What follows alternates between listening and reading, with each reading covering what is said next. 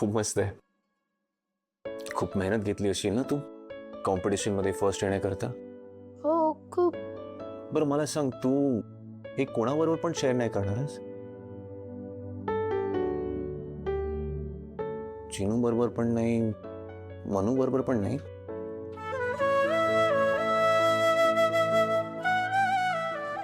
असं नाहीये, पण म्हणून हरवलं तर? आणि नाही हरवलं तर असं पण असू शकतं ना.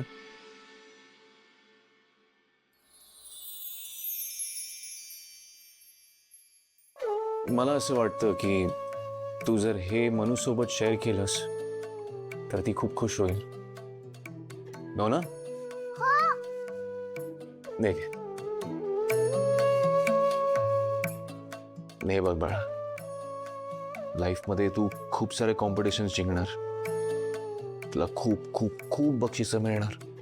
मग मला सांग, तुझ्यासाठी मनूचा आनंद जास्त महत्वाचा आहे की हे बक्षीस?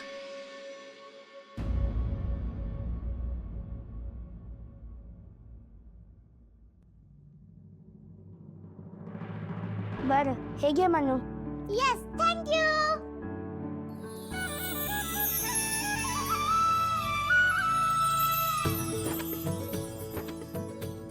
चल आपण ड्रॉइंग करूया. चल चल.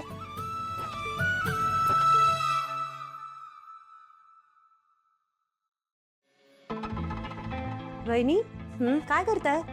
खिचडी आईंना आवडते ना म्हणून. पण एकटाच का करताय? वसू वहिनी कुठे? अगं ती भाऊजींची बोलायला गेलीये. ती आली की कढी करेल आणि मग आपण लगेच जेवायला बसूया.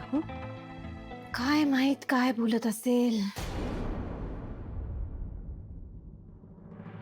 नाही म्हणजे आकाश दादा आणि आईंमध्ये ऑलरेडी खूप मिसअंडरस्टँडिंग आहेत ना, अजून काही व्हायला नको म्हणून.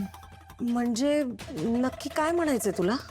नाही म्हणजे वसू वहिनींच्या बोलण्याने अजून भांडण वाढायला नको, बाकी काही नाही.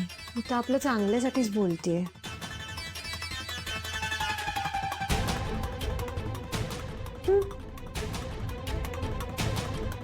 वहिनी खिचडी करताय ना?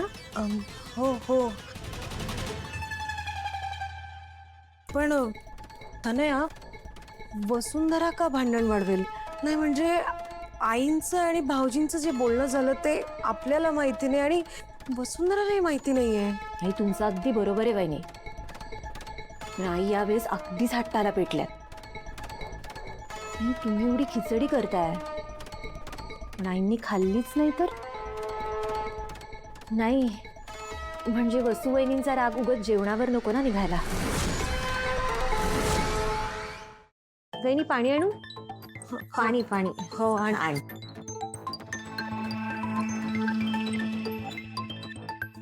वसुंधरा, भाऊजी काय बोलले ग? तुमचं काही बोलणं झालं का? वहिनी नाही काही नाही, जेवताना सांगतो म्हणाले. म्हणजे तुमच्यात काहीच बोलणं नाही झालं का?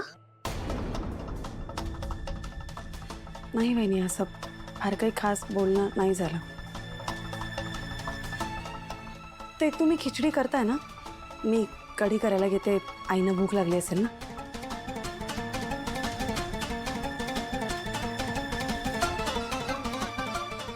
फक्त त्यांनी खिचडी खाल्ली म्हणजे मिळवलं.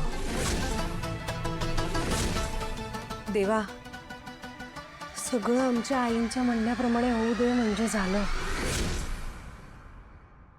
वहिनी ताटं घेताय ना?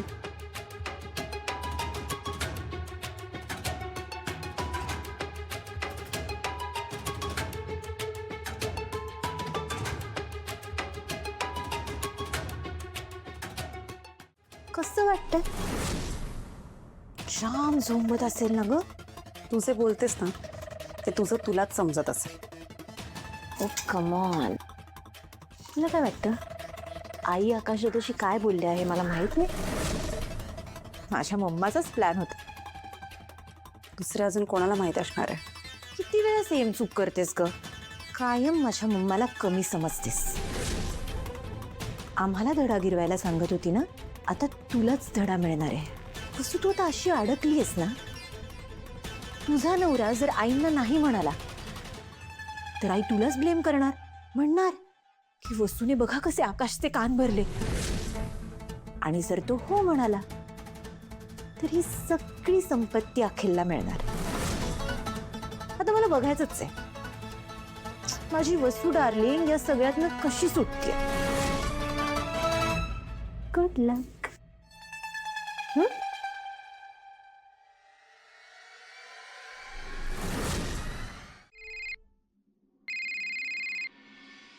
मम्मा यार, सगळं बर्बाद झालंय.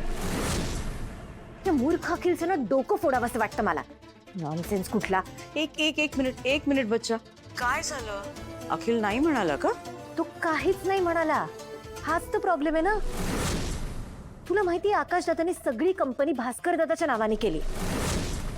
का म्हणे तर भास्कर दादा मोठा आहे. आता हे सगळं भास्कर दादाला मिळालंय आणि अखिल ते मुख गिळून बसला. काहीच नाही बोलला मम्मा. आता काय करू मी? आधी शांत हो. हे बघ, अजूनही बरंच काही करता येईल. भास्कर आणि अवनीला मी चांगलंच ओळखते. त्यामुळे बघ बच्चा, आता मी जे सांगते ना तसंच कर. ऐक, तू अवनीला भेट.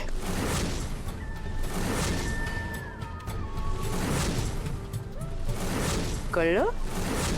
कळलं. अँड आय एम शुअर बच्चा, हे नक्की वर्क होईल. फक्त काय होतंय ना ते मला लगेच कळव. ओके? ठीक आहे मम्मा.